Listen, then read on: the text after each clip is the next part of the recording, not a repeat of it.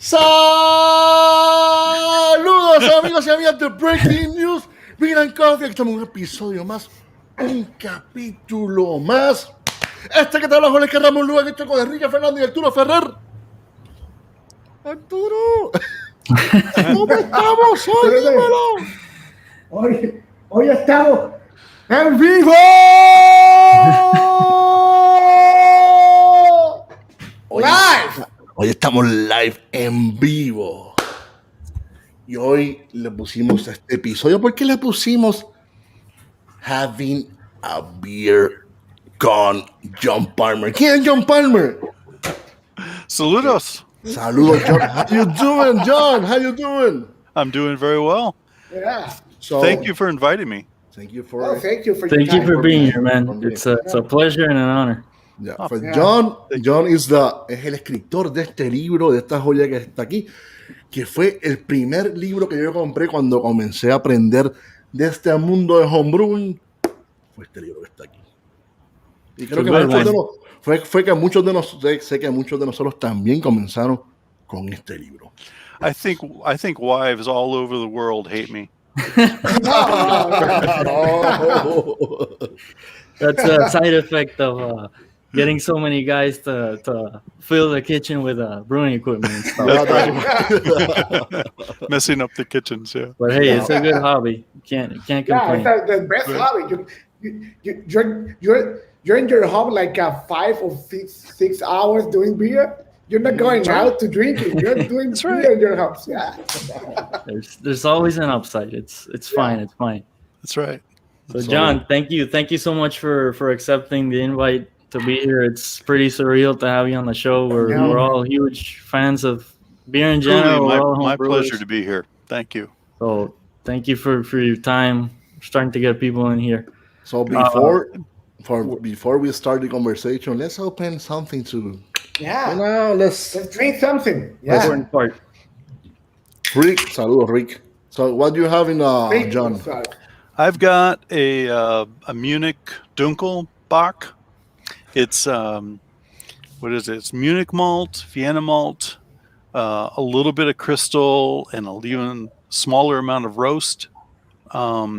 But it comes out at about 6.5%, maybe 15 IBUs.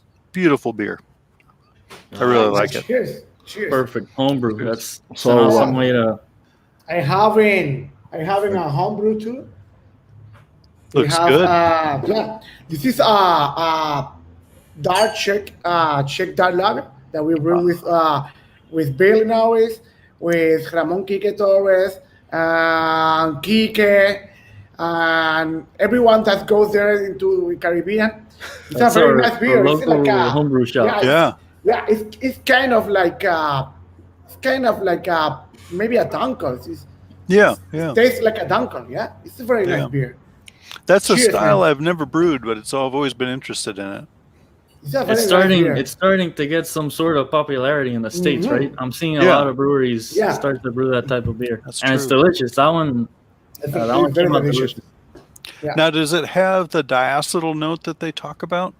No, this one doesn't have the diacetyl note. Okay. So it's supposed to have a little bit of a... That's what I've heard, is that the Czech beers, the dark lager, their pale lager often have a little bit of complementary diacetyl, not egregious, heavy diacetyl, but just enough to give that malt some extra depth. Nice. So so it's a good thing that you have a little diacetyl. Yeah, just to make that malt character a little smoother, a little rounder, richer. Nice. We don't. I don't know that, but thank you for the tip. Okay? To make it extra traditional. Yeah. A little bit of that. So I'm having a Pilsner by, this is a beer by Tripping Animals. They're in Doral, Florida. We heard a lot of good things about this brewery. They recently sent some beers to Puerto Rico, and I gotta say, they're all really good. Excellent. So this is their creepy Pilsner. It's a Pilsner, right? And it's a very legit Pilsner. It's Nice color. Yeah. Well, very beautiful. Yeah. So cheers. Cheers. Yes, man. So I will have this one. That gracias, Kike, for sending me this beer from Collective Arts. So it's a, para que lo sepan, es un sour lo que me voy a beber. It's a sour that's going to drink. So yeah. He doesn't love sours, but he's I will have a sour now. Yeah, it's like it's a treat for him right now. And thank you to the homebrewer de Puerto Rico, Martin glass. Very nice. Very nice. Proper glassware. Yeah, very nice stuff. So John, while we're presenting these delicious brews, can you tell us how you first got into the homebrewing world? Like, what's your background? Okay. Well, during college, a friend of a friend brought a homebrew to the dorm, and I got to try my very first homebrew back in, what was that? Probably 1985 or so. Wow. Okay. And it was, it was good. It was like, okay, so you can brew your own. That's interesting. And then, 4 years later, when I moved to California, that was the time of ice beer, of dry beer, very pale lagers. Corona had just hit the market in California. And I was used to drinking dark beers like this that I had at school. We always drank dark lagers, North American dark lager style. Not a super heavy beer, but we thought it was special, back in the olden days.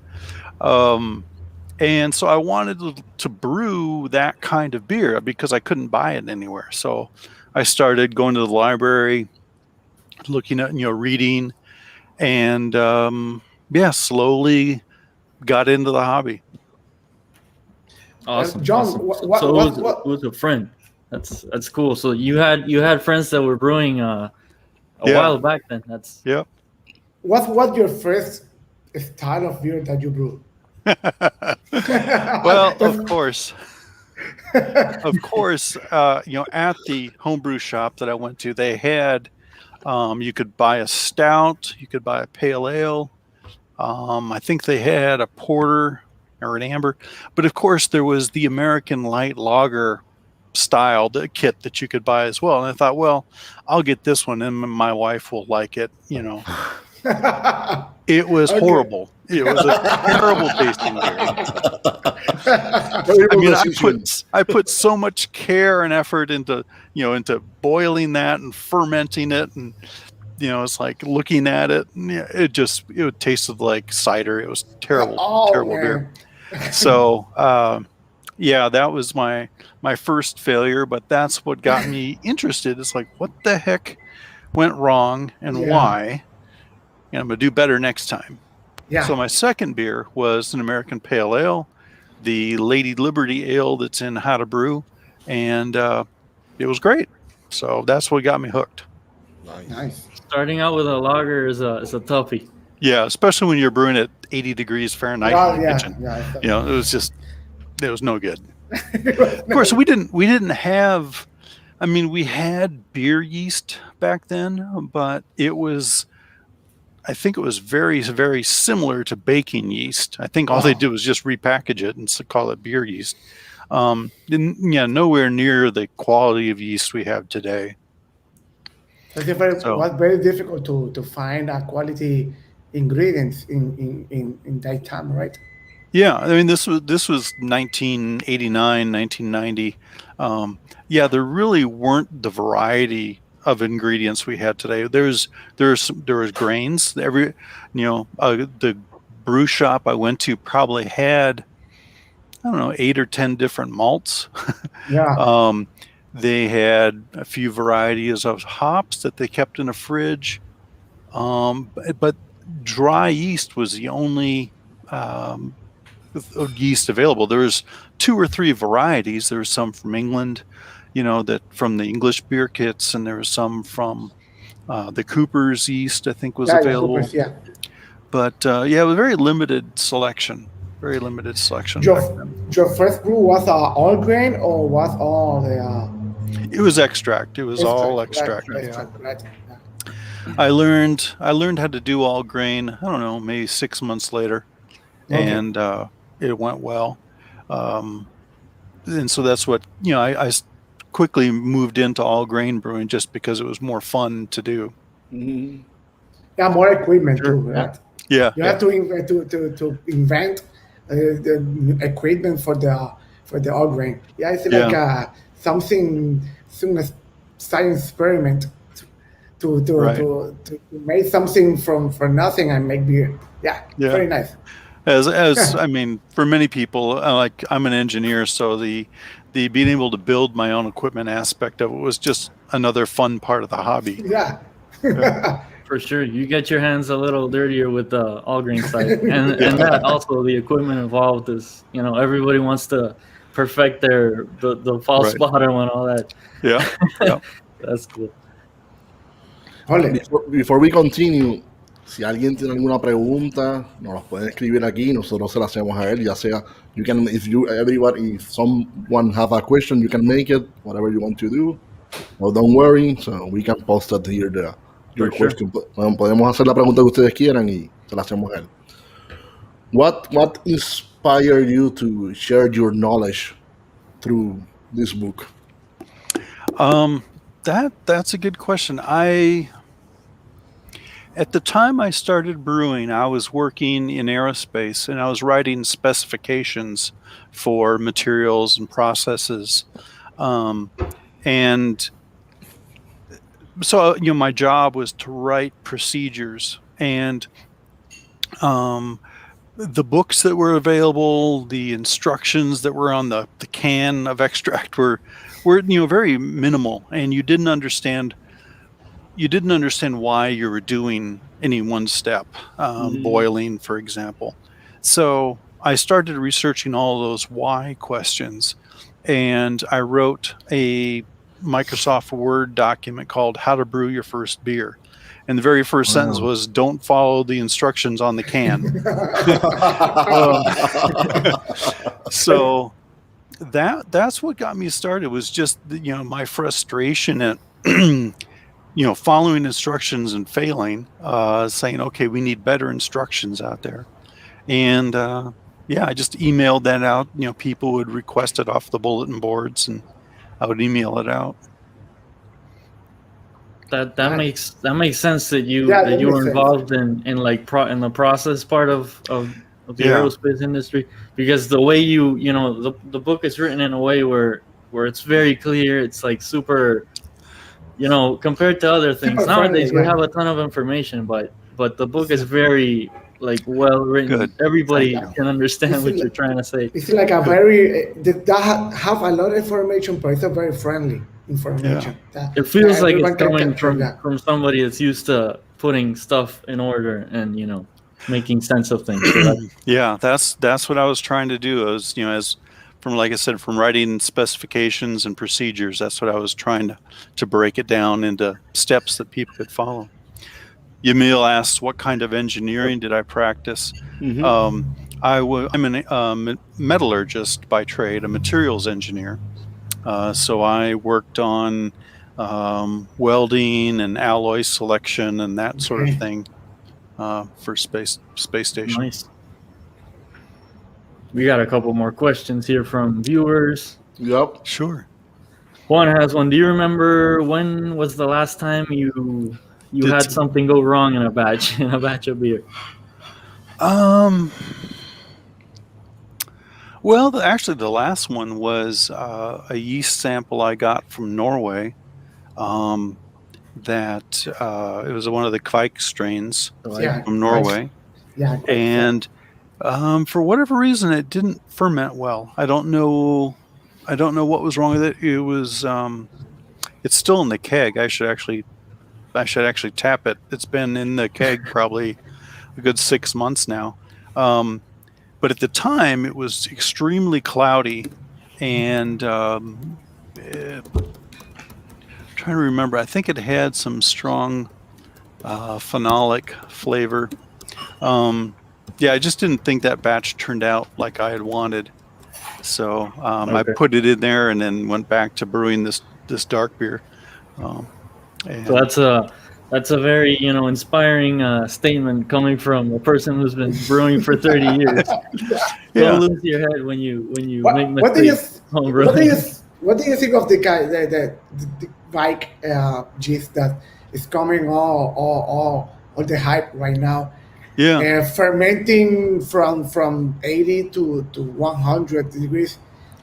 This is the LLAMADO Kvike beer yeast, Nice. Okay. Nice. Wow. and this was brewed at 90 degrees. 90 degrees. Yeah, I put it wasn't warm enough in the house at the time, so I wrapped a firm wrap Wow, around the fermenter, and it kept it right at like 90, a little 93 or so. And but yeah, beautifully clean. And I really do like the Norwegian Kvike yeast for that reason. That especially in in warm climates like Los Angeles and Puerto Rico and Houston, you can brew at ambient temperatures and have a very clean beer. I've just been amazed at how clean these beers can be. So yeah, it's a great yeast. Sort of a game changer for starting homebrewers too, that don't have the necessary equipment to ferment, under the parameters that are normally. Yeah, because you have to when we enter in the brewing scene, it's like the first thing that you have to get is a fermentation chamber, because if you want a beer that tastes nice or doesn't have any off flavors, you have to do it the right way. It's like maintain the temperature for everything, but the vice gist is like another game changer. It's like a new home pot. It's in a new scene. I think it is very, very nice to the. And it's a whole family of yeasts too. It's not just one strain. Yep. There's a lot of them. So we're going to find varieties that are extremely fruity, some that are very clean, but they can all work at these warmer temperatures. The pseudo lagers one, it's like you're home brewing a beer like 80 something, but it's like tastes like a lager. Yeah. This beer turned out that way. I mean, 90 may actually be a little bit cool for the strain, but it turned out very clean, very malty. Nice. John, is there anything after all these years, brewing and all these books you've written, do you think there's something like a key to make an award-winning homebrew? Is there something you would put your finger on and say, this is it? Or I think you've got to point the finger at fermentation to control. A sufficient amount of healthy yeast at the right temperature with the right aeration, to let them ferment that beer fully. Interesting question up just previous, asking me if any practices that I learned early on that I laugh about now. I can't remember any in particular. Although the classic brewing city myth is one, where you've got to mimic the water of this brewing city to brew a great example of the style. That's like saying, I can't, cook a Puerto Rican dish without Puerto Rican water, and that's it's demonstrably false. Same with our beer. It's a matter of understanding what it is that you're doing and understanding where the flavors come from and what the levers are. So that's one. I think, just the ignorance we had of quality of ingredients, packages of dry yeast just sitting there on the shelf, at ambient temperatures for years on end before they were sold, is laughable now. The hops sitting out and turning brown in their little bags, not refrigerated. we just have a much better appreciation of freshness of ingredients and perspective on what's the boil supposed to be accomplishing, what are the yeast supposed to be. Lagering is another one, and this is the very funny thing. I've been around and writing long enough that I'm running into my own dogma when it comes to trying to educate people now on improved brewing. It's like, well, somebody tell me, no, you're supposed to lager for like 6 weeks or 8 weeks depending on the strength. It's like, yeah, no, yeah, No. that's yeah. I know I said that on page 276, but no, that's not right. That's embarrassing. Five But edition. that's edition. cool. Yeah, Did it's you like been- yeah. You've been around long enough to and this is a perfect example of like you can never stop learning. Yeah, There's always yeah. like Yeah, never something. stop learning. Yeah. Yeah. It's like if you've been this time and you're like maybe I write this in like 10 years ago, but this is not the present. It's like it's another thing. It's like Yeah. Well, people ask me, it's like, why did you write a new edition? And it's like, so much changed Yeah. in 10 years. Yeah, I mean, so much. it was amazing. The rise of IPA for one. I mean, that There's so many went ideas. from just another style to practically everything. Yep. Brew in a bag, got popular.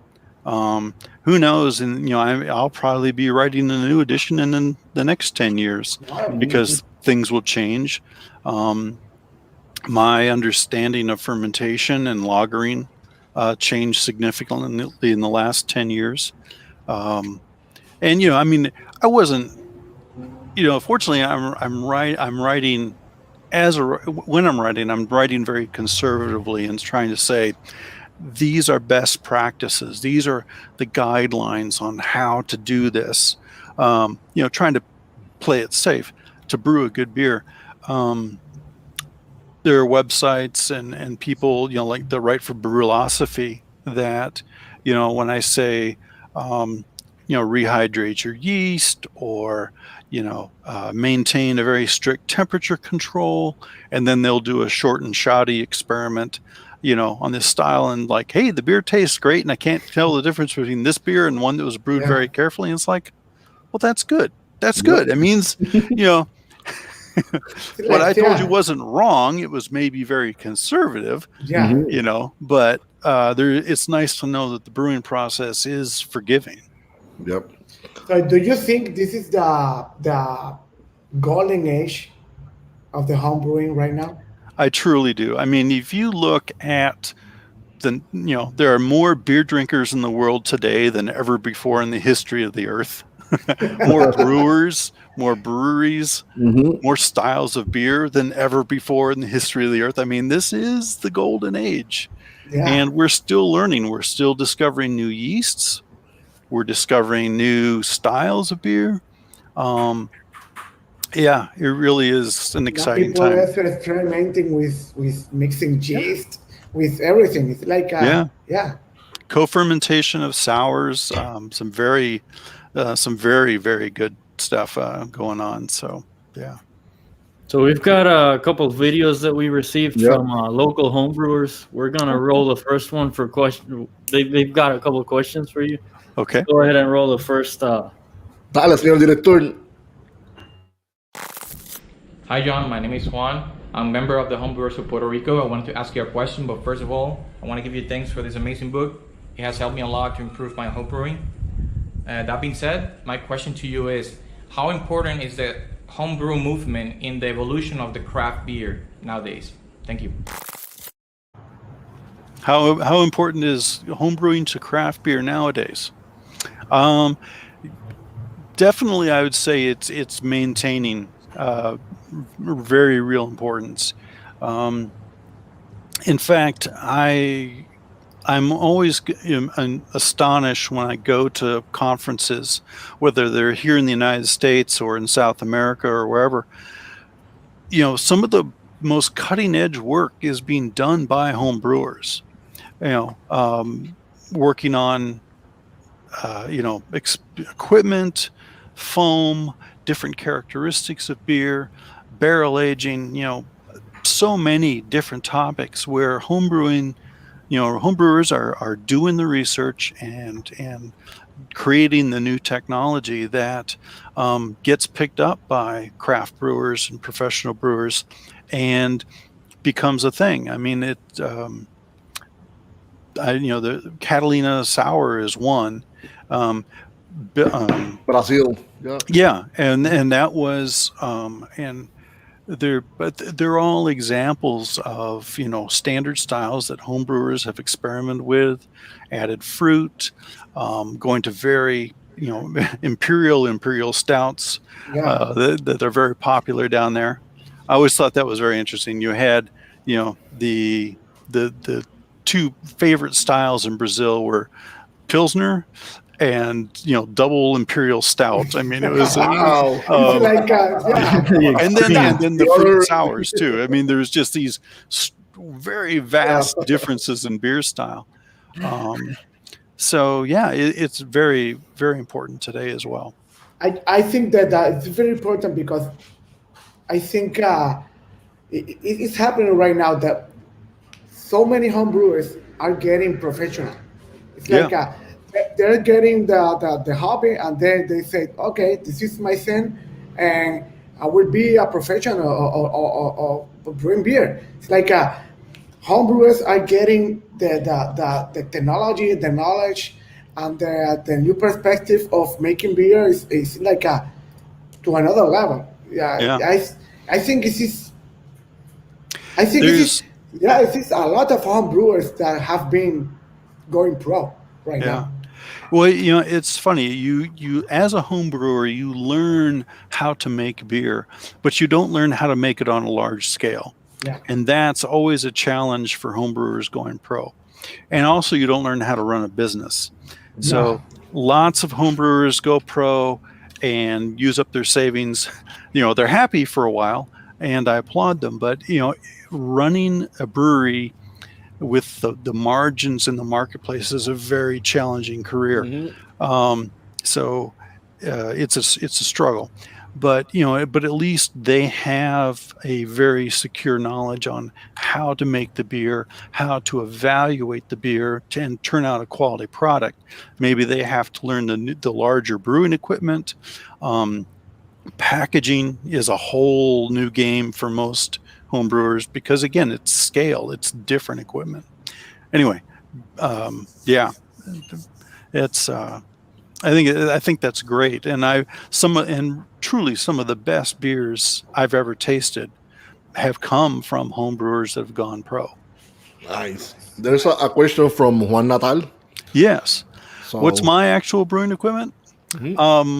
Well, my equipment has evolved. It used to be a very large 10-gallon 3-tier system.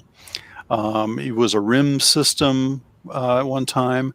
Got scaled down to the Blickman Brew Easy system, which is a 2-vessel recirculating system that's very nice. Brewed several times on that. Now, these days, I'm drinking less beer than I used to.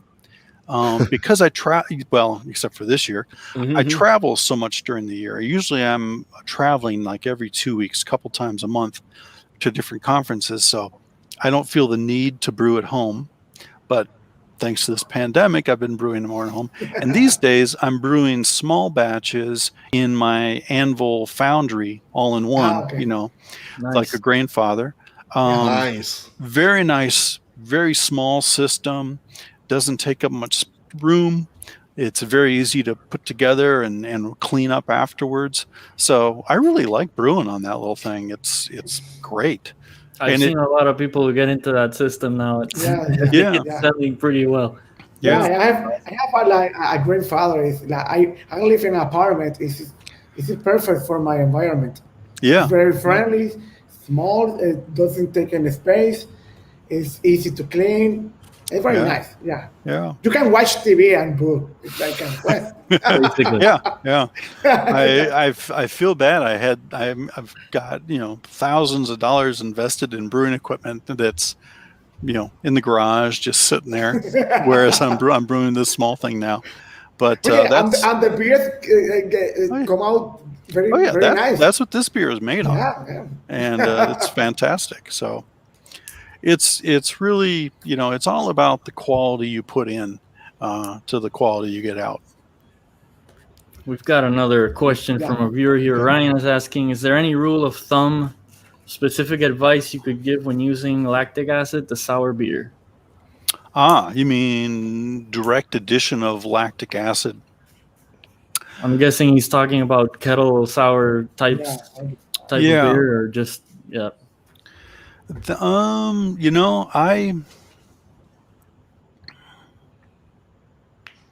I wouldn't use lactic acid directly to sour the beer. I mean, you technically you can if you add the right amount. And probably a good way to do that would be to use a pH meter and stop when you get about to 3.8, because that's the typical amount of acidity or typical pH you're going to in many sour beers.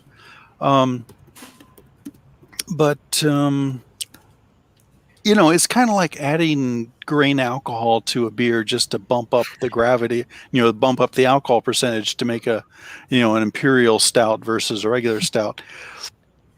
I mean, if that's the only route you have, then go ahead. But if I think it takes the fun out of it.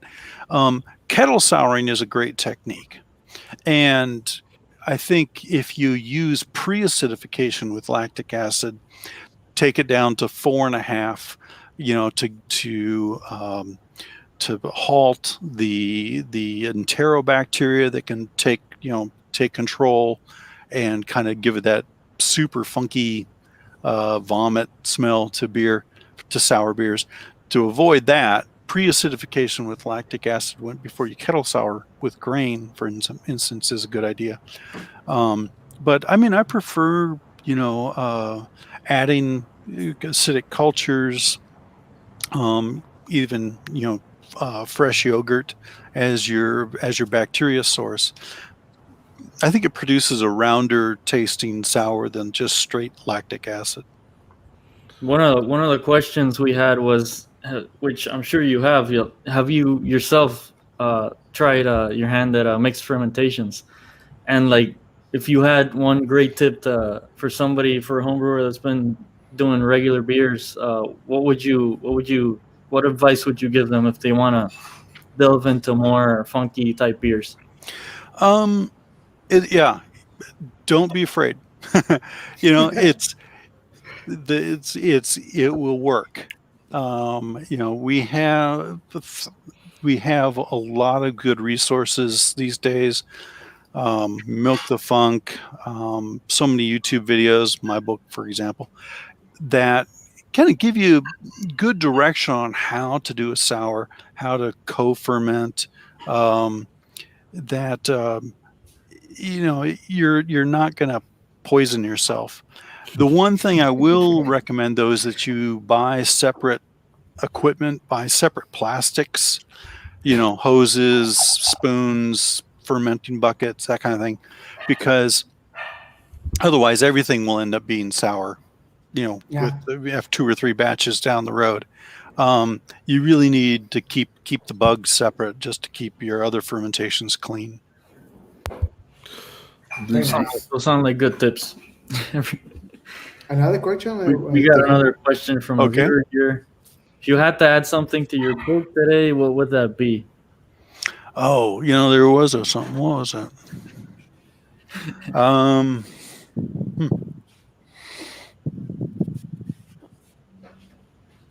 Probably a ton of things. Yeah, there were a couple. I remember thinking, beer thing. People have asked me, it's like, why wasn't that in there? It escaped me now. Well, barrel aging was one, to touch on that a little bit. And I had planned it, but I just couldn't seem to get together enough material, enough recommendations to make a chapter out of it. So I left that out. You know, in all honesty, there are techniques that I just haven't gotten into. There are styles of beer that I just don't care for. So that, you know, there are some aspects of brewing that I've just never really got into. I've never made a mead. I've never made a wine. I made one cider 30 years ago and not made one since. So yeah, there are topics that people would like me to cover that I'm just not interested enough in to feel like I can speak on them with any authority. So, and the good thing about the title of your book is it's just how to brew. It doesn't talk about what, so you can technically go in there. As my wife says, you know nothing. Don't try to tell people what to do. John, when was your first time when you get noticed that the water chemistry is very important from brewing a beer? Because that's the game changer from the home brewer that maybe get some water from the tap and brew a beer, from getting the water chemistry better to make a great tasting beer. I started looking into water back in probably 1992, 3, 4, somewhere in there. I was trying to understand all the ingredients: hops, malts, yeasts, and water. What's you have all these commercials on the radio and TV. It's like, it's the water, mountain spring water, brewed with this water. It's like, what's the big deal with the water? What's important about water? So that's why I got into it. AJ DeLange was the first guy that seemed to actually know about water, and so I started learning from him. Back in 90. No, it would have been later than that. Probably towards 2000. I did some experiments with the Mike Homebrew Club and another homebrew club in Colorado, where we started exploring different water chemistries and the effect of the taste on the beer. And all of those experiences helped me write the water book with my friend Colin. Yeah, he and I had been talked about water at different times when we had met, and he actively adjusted his water for his brew pub that he ran, and so he was a natural person to work with in developing that book. Nice. We have a pretty good question here from Mariano. Spare cash to make upgrades. Simple. Fermentation chamber, number one. And I had to give up my spare refrigerator this past year. My wife said this thing is just using electricity. So I kept the big fridge and got rid of the small one. But yeah, I really don't have anything to ferment in right now, and that's why I've been using the Kvike yeast, because I was worried about it. I would get another chest freezer or fermenter or fermentation chamber. Sorry, telephone's right there. Oh, worry. It's okay. Don't worry about it. Yeah, good. You could probably roll the second. Yeah, it stopped. Second video, right? Yeah. But yeah, I was going to say, fermentation temperature control. If you can buy a small chest freezer or spare refrigerator, put a controller on it, or invest in one of the new glycol systems for homebrew, conicals, or with the immersion coil in it for cooling. I think being able to control fermentation temperature is the first biggest step forward for many people's beer. Do you ever plan to open a brewery? No. I dream about it. I dream about it, but I know how much work running a brewery is, and I much prefer to travel around the world and drink other people's beer rather than working in a brewery every week. So Is that the same as like having a friend with a boat instead of having a boat yourself? Yeah. exactly. That's right. Yes, that's right. Along those lines.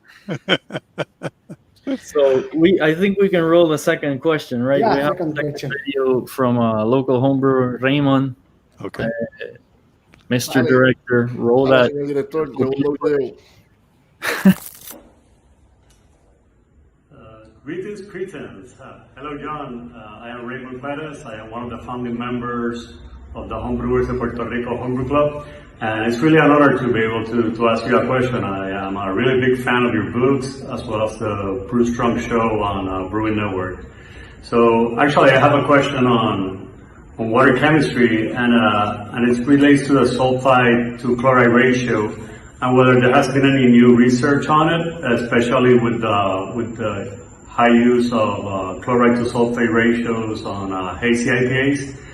And I have a second question is, I've read and I've heard that there are new yeasts that are good for brewing low alcohol beers. So if you can talk to us a bit about that. Okay, thanks very much. Wow. Okay, that's quite a couple of questions there. Yeah, sulfate to chloride ratios. If you go to the Brewlosophy site, check them out. They've done a number of experiments with sulfate and chloride ratios, both in NEPAs as well as other styles.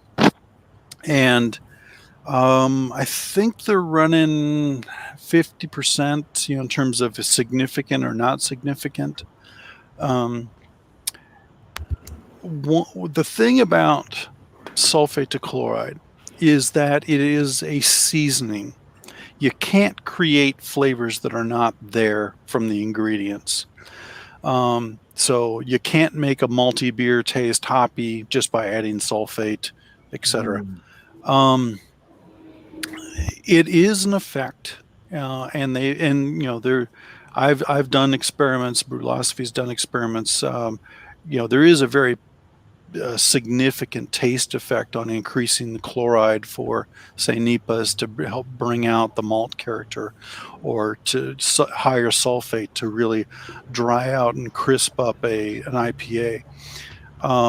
But it can, because it is a subtle effect, it can be overwhelmed by other flavors in the beer. It is just a seasoning effect. The other question you had was, what was that? It's on the screen there, sort of. Oh yeah, low alcohol beers. Yes. Okay, low alcohol beer yeasts. What they do is they don't ferment maltose. They only ferment the very simple sugars, the glucose and fructose. The end result is you end up with a lot of potentially fermentable sugar in the beer. They are low alcohol, but they're really under fermented, if you take my meaning. Right. So they can be a little bit sweet, and so you have to compensate with some extra hopping. You have to be aware that they're not microbiologically stable because of that reserved sugar content. It works. I think you just have to understand that it's not the same as where like the Heineken NA beer. That beer is produced by reverse osmosis. They force the beer through reverse osmosis and produce beer concentrate. And once they've sucked all the water and alcohol out, and then they rehydrate it with just plain water, and that's how they get their non-alcohol beer. It's that's not a technique that's readily available to home brewers because of the amount of filtering equipment required. We use these low attenuating yeasts, so you have to be aware for potential spoilage, bottle bombs, souring, that kind of thing. But if you make them and sanitize well and keep them cold, they can be very tasty. I had no idea the Heineken one was made that way. I'm guessing that's why it tastes so. I mean, it's pretty damn close to the Yeah. the best non-alcoholic varieties of beer. That's how they avoid that cooked taste, because the other way to produce low alcohol is to heat it up and boil off, vent off the alcohol. But you end up getting a cooked tasting beer. Yeah. And sort of like a DMS type of thing, or it's just there's caramelized and some stale notes that you wouldn't get otherwise because it's been up at high temperature. Since we're on the topic of these NA beers, which have recently started to come up too, what's your take on generally trendy slushy beers, pastry stouts? What do you think about? I'm kind of old school. I like the older styles. I prefer West Coast IPAs to New England IPAs. Although I've had some very nice New England IPAs, but I'm a beer drinker with my preferences, just like everyone.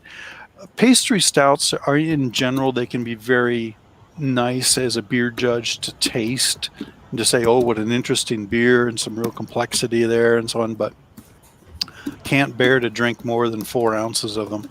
They're just too sweet for me. This beer, even though it looks quite heavy, is quite dry. So I could easily drink 2 or 3 pints of this and have. And that's the kind of beer I like. One that you can drink a couple of pints of. I like high alcohol beers. I like barley wines. I like imperial stouts. A sipping beer. Every beer style has its best use and way to enjoy it. I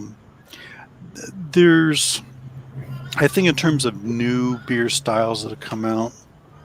Yeah, we got a visitor. Yeah, you're getting some requests there. I think the sours that have come out in the last couple of years are probably my favorite new beer styles. The ones I find to be most drinkable. What is your favorite style of beer? My first style of beer. Your favorite style. Yeah.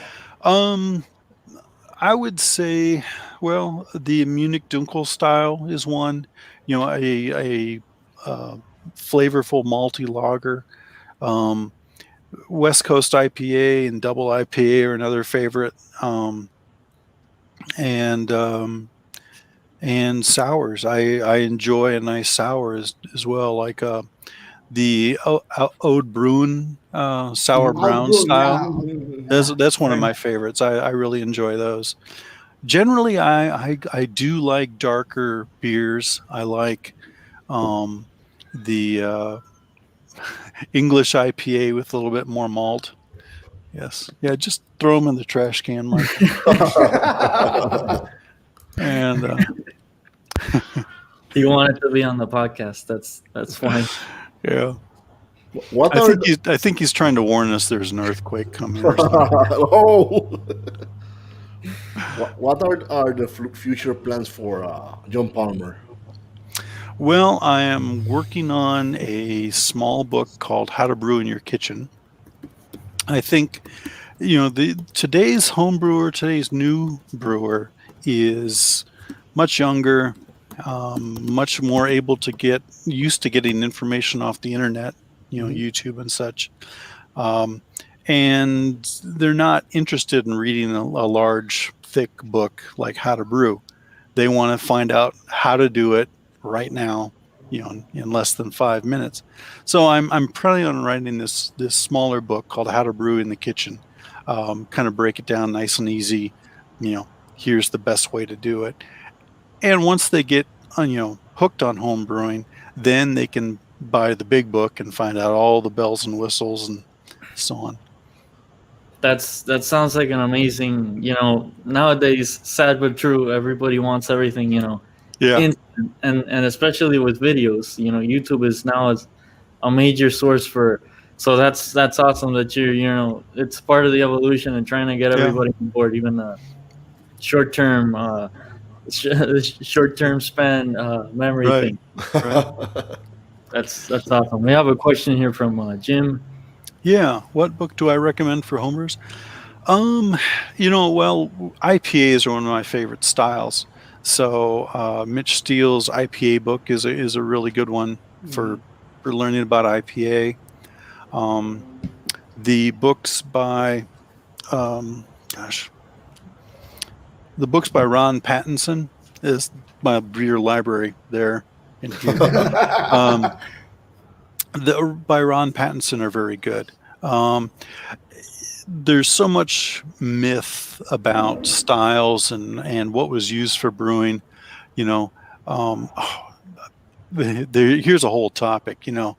There's this mythology in the United States that that beer, old beer from history was better than beer today. That today's beer is this mass market industrial lager that's not worthy of being called beer. When you actually dig into the history of brewing in America, and I'm working with an author now that is a former yeast scientist at Miller Coors,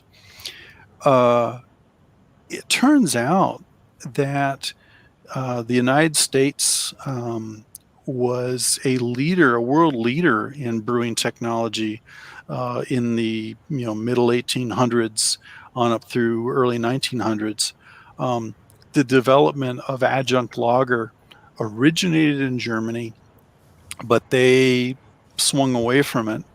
A lot of those brewers came to the United States, and especially with the malt differences, 6-row versus 2-row that we had in the United States and Canada, adjunct lager brewing worked better here. And we had German brewing scientists coming over to the United States to learn how to brew beer that was so clear and had such high shelf stability that they couldn't achieve in Europe at the time, or at least they felt that there was lessons to be learned in the United States. So there's a really rich brewing history that we're not aware of, and I've completely forgotten what the original question was, but I think there really is a lot to learn from history. What was the original question? The one from Jim. The books. Yeah. Oh yeah, brewing books. Yeah. So anyway, I'm working on my day job is I'm the editor for the Master Brewers Association. So I'm working on this book of lager brewing history in the United States with an author. That's what got me off on that tangent. Other brewing books. So IPA. There's the hops book from Scott Janish. That's a very good one. Yeah. My other go-to book is Kunze, Wolfgang Kunze, Technology of Malting and Brewing. That is just a tome on lager brewing, highly detailed, lots you can learn from it. But you do have to understand that is written entirely from a lager brewing point of view. There's a lot in there that doesn't address considerations you would make for ale brewing, for heavier gravity styles, and on and on. So you do have to be aware of that limitation, but on the other hand, it's a very detailed book, and it gives you a really good insight into science. We have, I think, 2 more questions here. We have got one by Alexis. So weirdest place you have brewed beer? I've never really brewed in a weird place. I've brewed in several countries that I, hadn't expected to brew in. I've brewed in Norway. I've brewed in Argentina, in Brazil,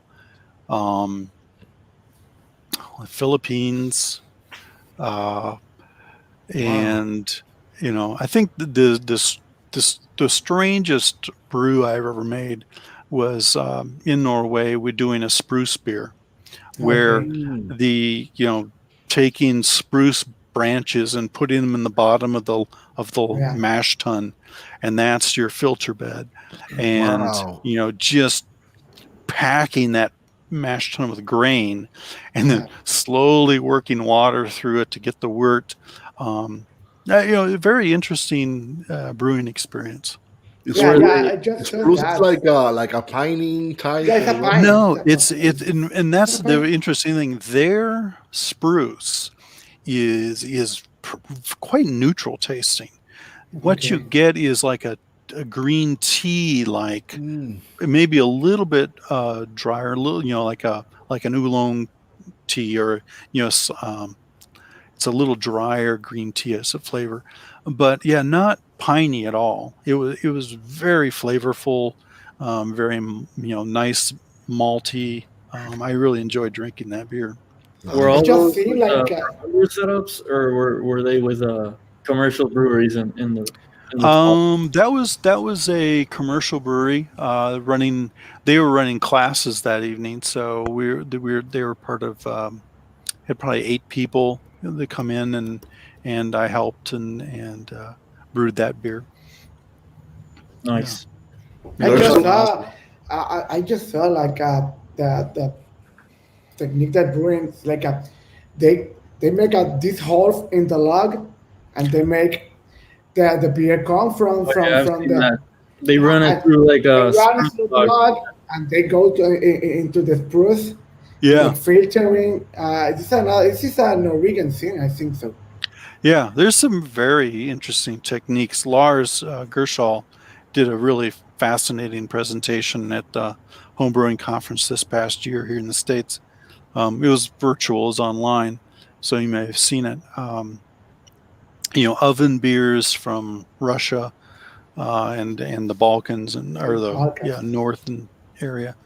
Um, and but the beers that I've seen in Norway were very similar to modern brewing techniques, other than the fact that the spruce branches made the filter bed at the bottom of the mash tun. Yeah, I feel like I've been a revival of the old techniques from brewing beer. It's Yeah, like people want to go back and brew the beers that the ancestor brewed. yeah, yeah. Yeah, in many cases, I think um, some of those styles are not as satisfying a beer as what we're brewing today, Mhm. but they're interesting. They're interesting historically to figure out what those flavors were, and Yeah. that was what was available with their technology. Got a question here from Diego. Have I ever studied at Siebel or Davis or similar? I haven't. I'm familiar with the programs. I've known many instructors, and I am a guest lecturer at some brewing schools here in the States. Um, I think brewing schools are a very good step, especially if you plan to grow to brew professionally, because there are additional considerations, outside of just a home brewer. They teach you more of the biology, the science, of what's going on in fermentation, um, to give you that much better understanding more quickly than you would have it, without 20 years experience of brewing, at home. So yeah, the brewing schools are very valuable, and plus that's where they get into a lot of the engineering issues and dynamics of the brewing process, how to brew beer at a large scale. As home brewers, we really have it pretty easy. The investment in 5 gallons isn't too heavy. Mhm. But Yeah. You're not afraid to toss the batch out if it Right, drinks out. right. Yeah. And I've had to do that. I've had to do that a couple of times. Yep. Yeah. Everybody. Yeah. Every Every home brewer. is like Part of the hobby. or a beer that you think is like the worst beer that you have that you made, and some of your friends are, oh, tastes Everybody awesome, loves man. Yeah, it's like, And no, give me it the doesn't. guy. Yeah, give me the guy. I drink it up. Yeah. Yeah. Andy has a fun question here. What type of music do you listen to when you're brewing? Blues usually. Nice. Yeah. I often listen to blues like Stevie Ray Vaughan, and other artists, Roomful of Blues and others. When I was down in Uruguay, brewing with the homebrew club there, we were listening to Spanish heavy metal, which was quite nice. I enjoyed that. Yeah, nice. Norway and do that Sweden FDR. had more heavy metal up there to brew with. Wow. We should do that in Puerto Rico. I'm sure it'll be I'm sure you will enjoy it. it'll Yeah. be an awesome time. With heavy metal? Of course. Why not? Spanish Yeah. heavy metal. Just to wrap it up, what would you with all your years of experience, you already touched a little bit on the topic, the difficulties of opening a commercial brewery.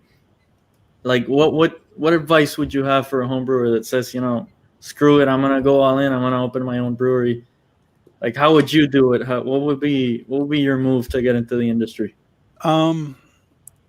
Yeah, have a very clear understanding of your market, and how much beer you can reasonably expect to sell. I mean, 20 years ago, the market was wide open for small breweries. And there was a time when anything you could make, you could easily sell. Nowadays, there's a lot of competition. So you need to have a couple of core beers that, sell well, that have a good market penetration. It really is a business. And that's what, unfortunately, a lot of people don't understand is, this is a very common saying is like, I love to brew beer. I want to open my own brewery. And then, you see them a year later and it's like, yeah, I never get to brew anymore. I'm running this business. Yeah, that's the thing. And that's another reason why I have never gone that route. I mean, it's I love to cook. I love to eat. I would love to have a little restaurant, but yeah, it's an incredible amount of work, at all hours. If I owned a brewery, I'd be working every weekend, 12 hours a day. Much rather just drink the beer. So, have a very clear understanding of the market and how you're going to make money as a brewery owner. It's a tough business. You need to have the passion and the luck and the grace to do it. Like Kike said, it's not a hobby anymore when it's a business. That's right. Yeah. So it's not a hobby. That's right. So before, I think Jorge has a couple announcements for our next episodes. Oh, okay. Before we go, so antes de irnos, queremos hacer varios anuncios. O sea, nuestra producción no escatimó en gastos este mes de marzo, comenzando con el caballero que tenemos hoy aquí, John Palmer. Thank you. Yeah, right. So, comenzando con John. Y pero vamos a anunciar cuáles van a ser los próximos lives que vamos a tener para que los pongan en agenda. Los próximos 3, vamos a anunciar 3. No 1, ni 2, ni 2, nada más 3 lo que vamos a anunciar ahora. Comenzamos con el primero. Tira el primero, señor director. El primero es el próximo martes 9 de marzo a las 8 a la misma hora, a las 8 de la noche. Tenemos una cata en vivo con la cervecería Seria Brewing, donde estaremos conversando con Keith Vila. ¿Quién es Keith Vila? Él fue el que formó hace unos años atrás lo que fue Blue Moon, pero ese día vamos a estar hablando de seria, que es una cerveza sin alcohol. Cierto, Kike, si tú puedes hablar un poquito más de seria, porque yo no la he probado todavía, pero yo sé que Kike ya la probó. We were speaking earlier about NA beer, so that goes right into the... Yeah. So Keith Villa, I don't know if you know Keith Villa. Yeah, I do. He's a great guy. Very, very knowledgeable. Impressive background also. He started up one of the biggest, I mean, it ended up, you know... Yeah. We all know the story, but we all know the story. Basically, the guy founded Blue Moon, Mm-hmm. and now his most recent project is Syria Brewing, and he's doing non-alcoholic beers. Yeah. Great guy, very knowledgeable. I've enjoyed talking with him several times. Pues ya saben, ponlo otra vez, señor director, una vez más, ponlo otra vez para que lo vean. Ya saben, el martes que viene, 9 de marzo a las 8, estaremos con Keith Villa y Greg Miller. Pero vamos para atrás y ponme así, ponme en grande, porque grande, ponme grande. Pues si que en primera persona, ponme. Y el director está dormido, ponme en primera persona. No, dale para atrás. Ponme en primera persona. Todavía no lo he anunciado todavía. Metió el dedo mal. Puso el dedo mal. Como sabemos, pues la producción no es escatimada en gastos, ha buscado, como siempre, esta producción es de primera. Mira, no es escatimada, mira, aquí hay chavos, estamos pelados, pero hay chavos. Hay chavos imaginarios, pero los hay. Nuestro próximo invitado, que sería el martes 16 de marzo. Ahora sí, pónchalo, señor director, pónchalo. Vamos a tener al gran Gareth Oliver. Él es el Brew Master del Brooklyn Brewery y también es el autor de Brewer's Table y el editor del Oxford Companion to Beer. Es una leyenda viviente en el mundo de cervezas. Ese día, en vez de ser a las 8 de la noche como usual, ese día pues será a las 7 de la noche. Por aquí mismo lo pueden ver. Having a Beer with Gareth Oliver. Ya lo saben, vamos para atrás otra vez. Y nuestra tercera, ahora nos vamos con una invitada. Ponme la tercera invitada, pónmela ahí, señor director. Vamos a tener una cervecita con Julia Hertz. ¿Quién es Julia Hertz? Es una educadora, una vodka de la cerveza. Ella era la former Craft Beer Program Director del Brewers Association y publicaba en el craftbeer.com. Es una ducha en lo que es el mundo de lo que es maridaje de cerveza con comida, al igual que Gareth. O sea, ya saben, tenemos el 9 de marzo, el 16 y el 23. Ya saben, apunten las fechas desde ahora, apúntenlas. Después no digan que no se lo dije. Se lo estoy diciendo desde ahora, se lo estamos diciendo desde ahora con tiempo para que se separen la fecha, se lo digan a la vecina, al vecino, a quien ustedes quieran, se lo digan. John, you kicked off an amazing month for us, so thank you. We're grateful for your time. We can't believe we I feel like that. Thank you for your time. Every homebrewer in Puerto Rico, everyone homebrewing, thanks you, and around the world for all the. I look forward to next time. Yeah, you have to brew with heavy metal in Puerto Rico. That'd be great. So before we go again, John, when more information about your pages on the Facebook, Instagram, we get a hold of you on the social media and all that. Social media. It's usually like john@howtobrew.com kind of thing. I don't do social media too much. So look for me on Instagram. I post there from time to time. Nice. Y si no tienen el libro, vayan a Amazon o donde lo tengan y lo compran el libro, lo compran. Do yourself a favor. Yeah. Learn how to brew the right way. How to brew. Also, él tiene el del agua y también tiene el de Brewing Classic Styles. Also, también. Brewing Classic Styles. Yeah. Arturo, ¿dónde te pueden conseguir? A mí me pueden conseguir en Facebook a Arturo Ferrer y en Instagram Minimalist con la X y T al final. Muy bien. Quique, cuéntame, ¿dónde te pueden conseguir? Dímelo. Enrique Fernández en Facebook y la esquinita Jardín Cervecero.